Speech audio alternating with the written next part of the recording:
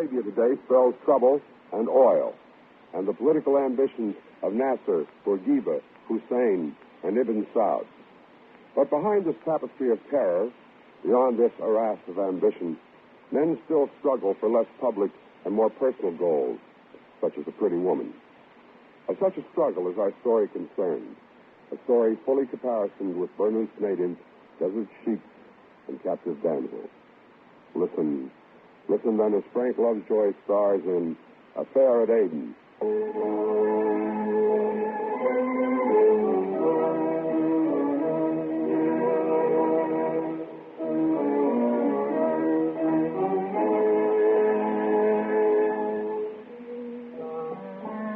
I lay flat on the ridge back of the rocks and watched the Arab guards a quarter-mile down the slope below me as they lounged in front of the gate of Fahad's tribal fort.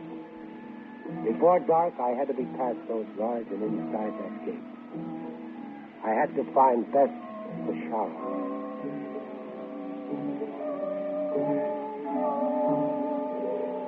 I watched the sun sink lower near the horizon now. In 20 minutes, I would try to enter the fort.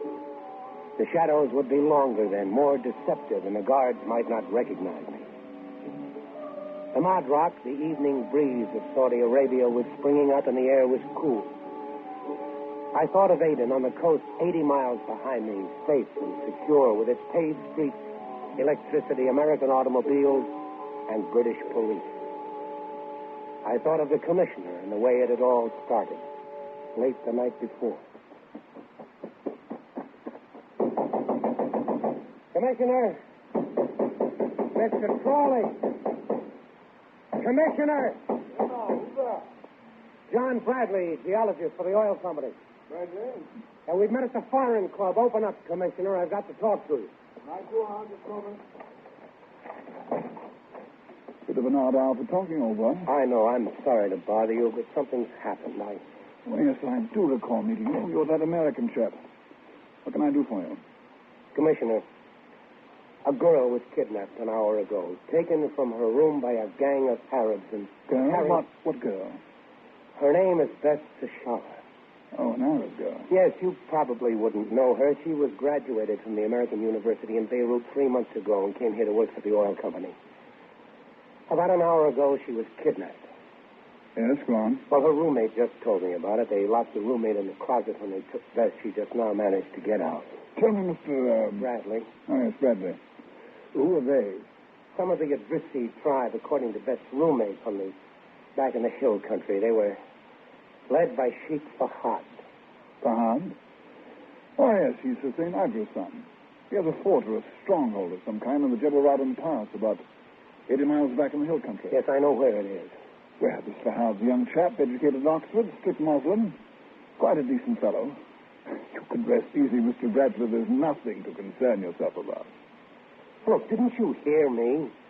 I said he kidnapped a girl. He's taking her back into the hills right now. Quite so. It is custom of the country. An old tradition, marriage by capture, or a pretense of capture. No doubt the girl was quite willing, actually. This wasn't any pretense. She was kidnapped. No. Commissioner, Beth and I are engaged to be married. Really? Yes, I'm through here. I'm sailing for home next week, and she's going with me. And, may I ask how long you've known her? Oh, well, 2 months. But exactly. And as a man of the world, may I point out that young ladies are often prone to change their minds in matters of affection? So I hardly think that... Look, do I understand that you're not going to do anything about this? There's not much I can do, you know. All right, I'll do it myself. Or do what? I'm going into the Jebel Radin Hills, find her and bring her back. I strongly advise against it. For what reason? He's a tribal chief, you know, hundreds of followers. He might make it a bit sticky for you. That's my problem. Don't worry about it. Sorry to have bothered you, Commissioner. No, not at all, old boy. Always glad to... Thanks for your help. Impetuous fellow. Desmond, was it? Desmond? Oh, well.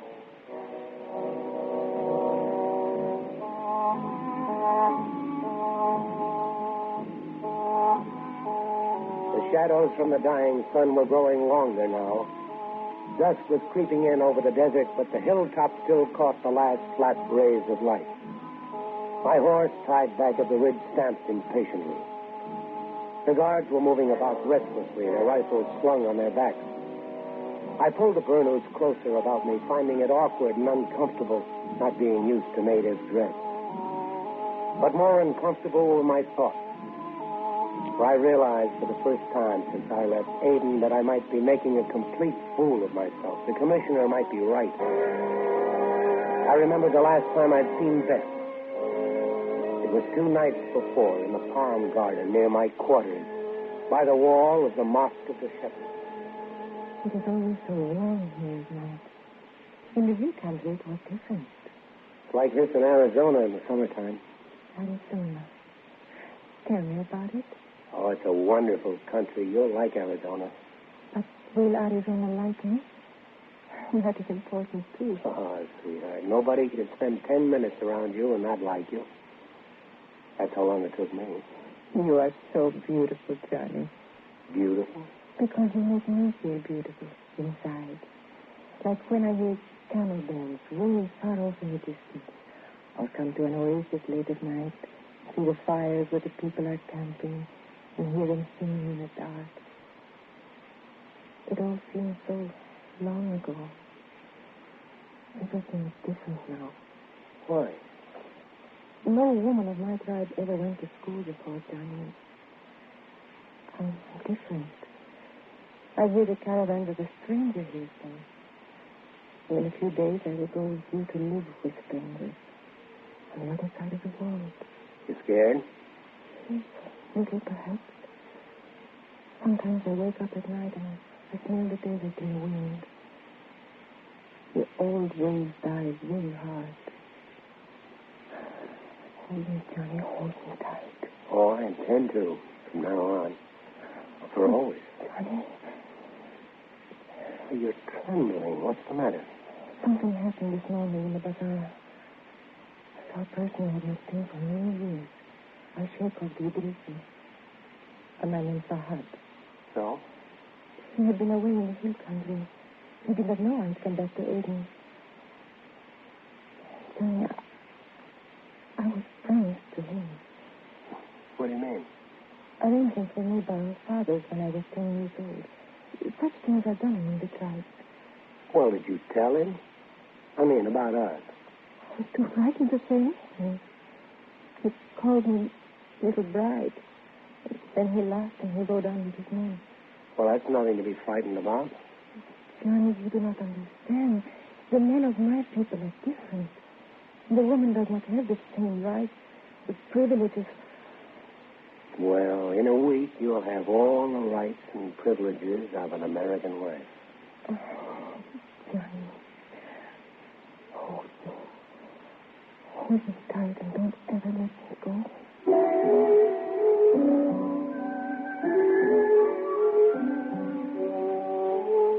The sun was below the horizon now. The hills lay in shadow. 10 more minutes, it would be dark. Fool or not, win or lose, the chips were down. It was time to go.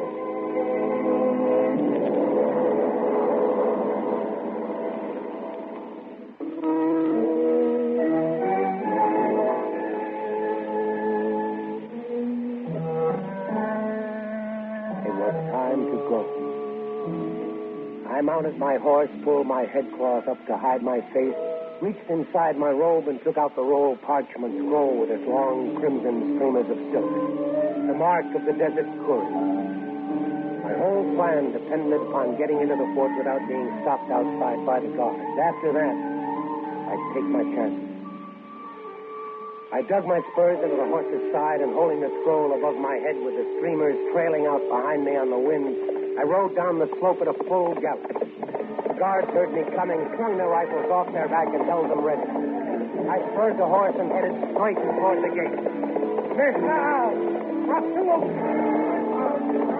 Then, at the last moment, 2 of the guards swung the gate open, and I rode into the courtyard. The guards followed me in, closed the gate behind them. Then another man came striding across the court, and the guards salaamed. Mandu Baja? Mr. I'm afraid he's mistaken. I'm not a dispatch rider. An Englishman. No, an American. Bradley is the name. Bradley? Oh, yes. I want to see Beth Tashara. Indeed. So simple, huh? Exactly as though you were at home in your own country, where everything is nice and safe. You are a fool, Mr. Bradley. So I've been told. I am the Sheikh Fahad. This is my district, the country of the Idrisi. My word here is law. The only law there is. Do you understand? Well, not quite the only law. You're a Muslim. The Quran is your law. I rode in here of my own free will. Your men didn't bring me in as a prisoner. I claim the right of hospitality to strangers, as commanded in the Quran. Uh-huh. Very clever, Mr. Bradley. But I doubt you will gain anything by your sophistry. You must know also that the Quran puts a time limit on such hospitality. Yes, I know. 3 days, after which a guest may be treated according to the host's pleasure. And I may as well inform you that I have some rather unusual ideas of pleasure. Meanwhile, welcome, Mr. Bradley.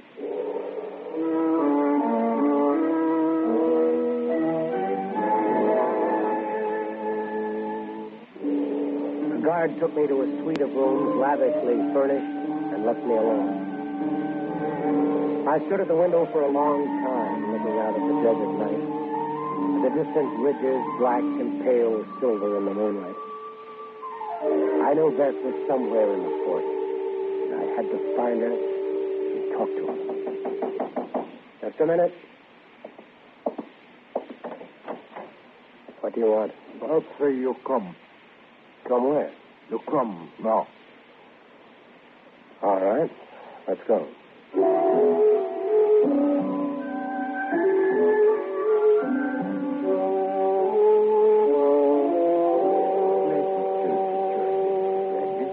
Did I have a choice? Well, naturally. Dinner is never a compulsory affair for a guest.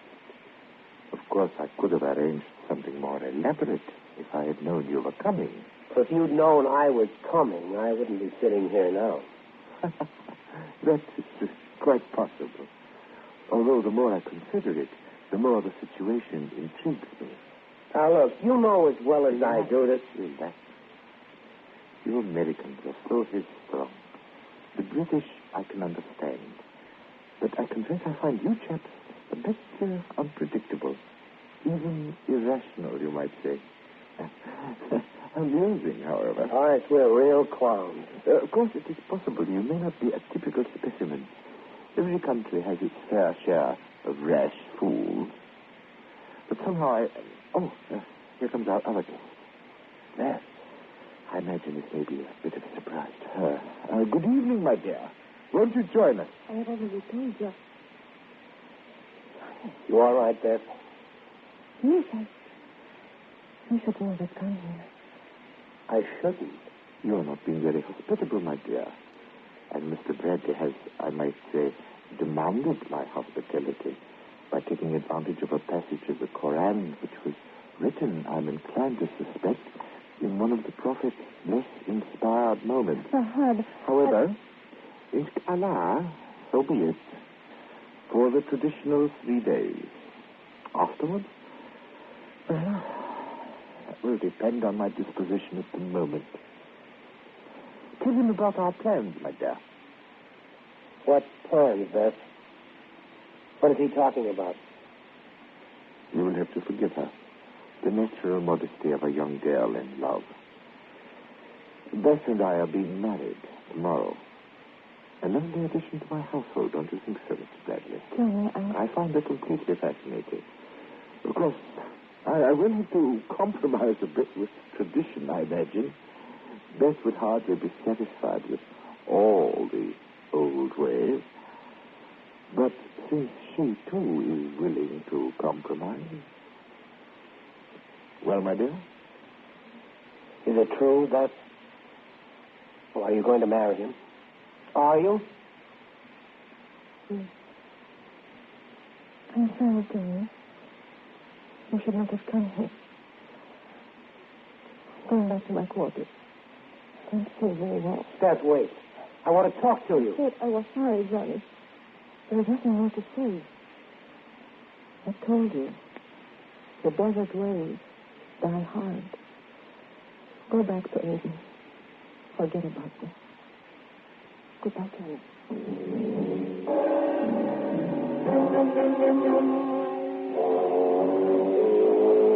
I paced the floor of my quarters, cursing myself for being fool enough to come. It was after midnight by now. The fort was dark and silent.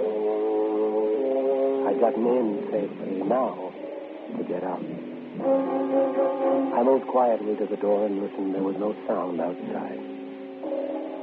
I turned the handle slowly. The door opened, and there in the corridor stood a veiled woman. You are very foolish, Mr. Bradley. Everybody is telling me that. Should I know you? No, I am Tara Daliti, wife of Fahad. Wife? He is at present his only wife, and I would prefer it to remain so. Sorry, I'm out of it.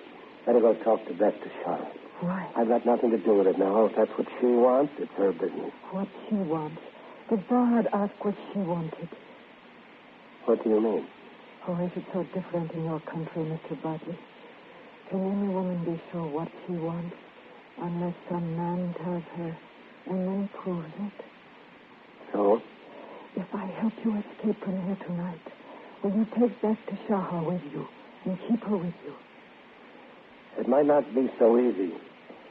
She may not want to go. What she wants. What do you want, Mr. Bradley? All right. You've got a deal.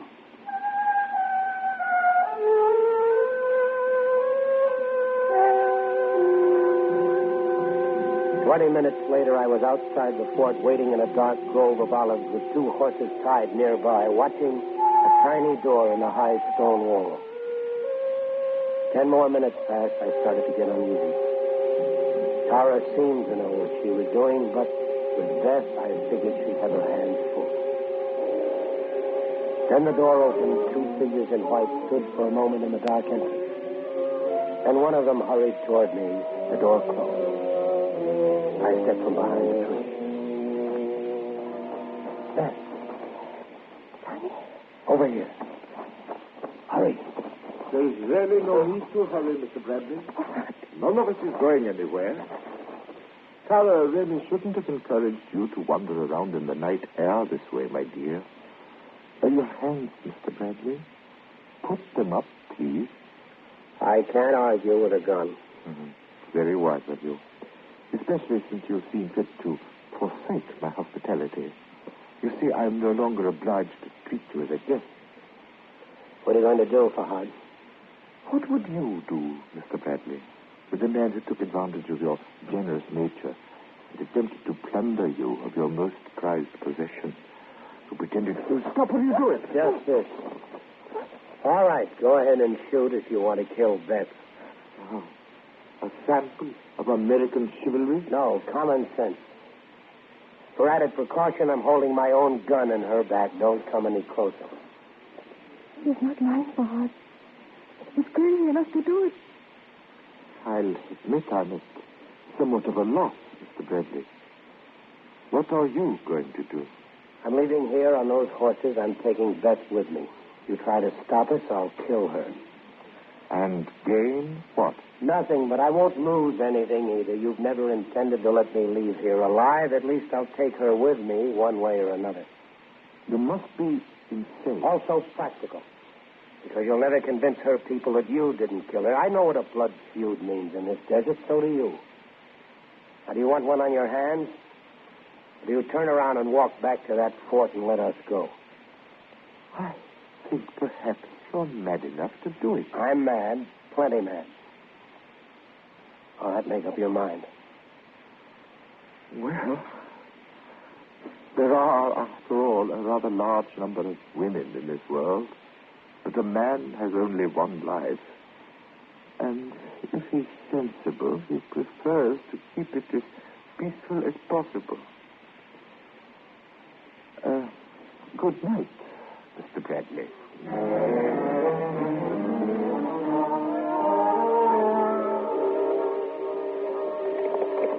Miles away, certain finally that we weren't being followed, we pulled the horses to a stop. Want to rest a few minutes?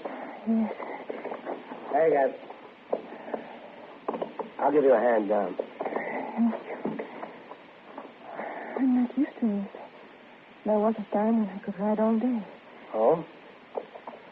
I thought you said the old ways of the desert stayed with a person. They died hard.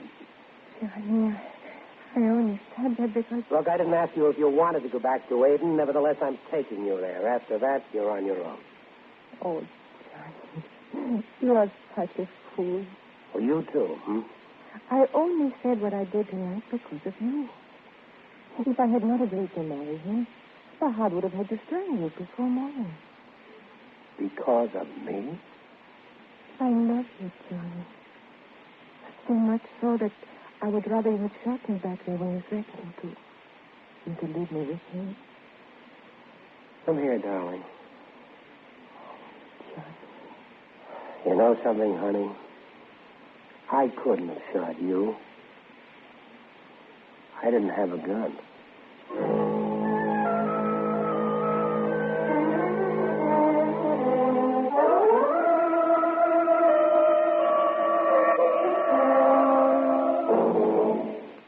Young lady, no monkey business. You try to yell and I'll cut off your wind for good.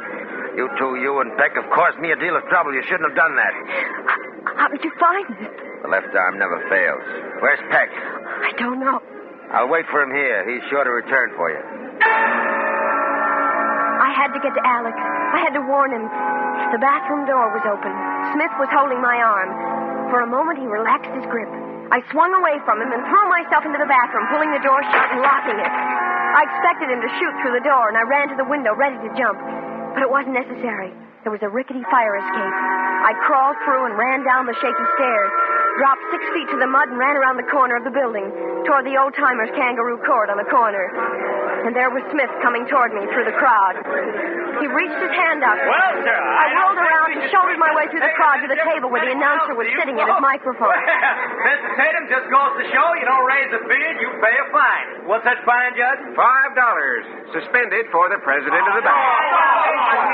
Well, Mr. Tatum, I tried to be easy on you, but the jury of your peers... Please help me. Oh, hello there, miss. Give me your microphone. Now, just a minute, miss. You can't interrupt the proceedings. Please, it's a matter of life or death. Well, now, just... Alex, stay where you are. They found me. Again, Smith came for me. He and the big man with the beard. And then a tawny streak tore through the crowd. Torkel. He heard my voice. He ripped the big man's leg. He jumped for Smith's throat. But before he reached it, the man with the beard pulled out a revolver. What's going on here? What is that? And Torkel lay there quiet. Mad dog! Mad dog! I tried to bend over him, but I knew it was no use. He was dead. And Smith had me now, holding me. I told her that dog was sick. Your dog? Yes. To see how you think my wife cared more for the dog than she did for me, I told her a dozen times that dog was sick. Let me go. I'm not your wife. Listen to me, please. You people. This man is a spy. A monster. He's trying to kill me. Listen to her. Go on, folks. Listen to her. Drunk. Dead drunk. Such a thing about your own husband. Now, I declare. Now, I'm going to take you on home to the ranch and put you to bed. You ought to be ashamed of yourself. Now, wait a minute there. Just a minute. What? Maybe you don't know, but I'm the county veterinarian, and you can't leave that dog dead in the street. According to law, we got to make an examination of any dog, dead or alive, suspected of rabies. Now, you get that dog in the police wagon. But my wife... I don't care about your wife. She wasn't bit. You say you own that dog? Well, your friend here was bit in the leg, and you was scratched on the arm. Now, you get that dog in the wagon, and you follow him. Now, look here. Now, you look here. That's the law. Now, get. Or do you want a little help from the rest of these good citizens? Smith loosened his grip. I turned and edged through the crowd, which was moving in on him and the bearded drunk. I got to the fringe, to the open street, and ran toward the car. And there, coming toward me, was Alex, coming from the pawn shop. Alex alive. Oh, limping but alive. Alex, oh my dear. Get in the car, quick. Torkel, they killed Torkel. Get in. You tell me about it later. You've got to get away from here. Smith said he was a mad dog. They're holding him. They said he'd have to have a rabies test because he was bitten. Good. We'll call the FBI from the next town.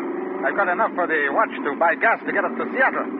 Did you reach Charles? No, Smith got into the room. He hit me. No, you tell me about it later. Now, slow down. Here's the highway sign. San Francisco left. Ah, there we are. Seattle right turn. Hey, I said right. You said San Francisco left. Yes, but... We're not going to Seattle. Then what about Charles? Who's Charles? But I only got $20 for the watch. I think I can get a little more for the car in San Francisco. Hey. Go to sleep, darling. You must be worn out.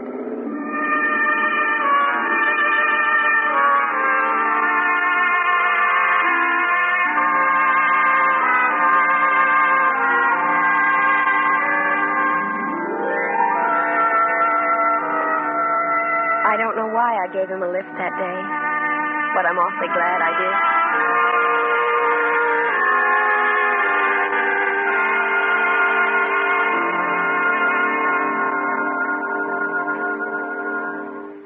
Suspense, in which Miss Barbara Whiting starred in The Rim of Terror, adapted for radio's outstanding theater of thrills by William N. Robeson, from the novel by Hildegard Teilhett.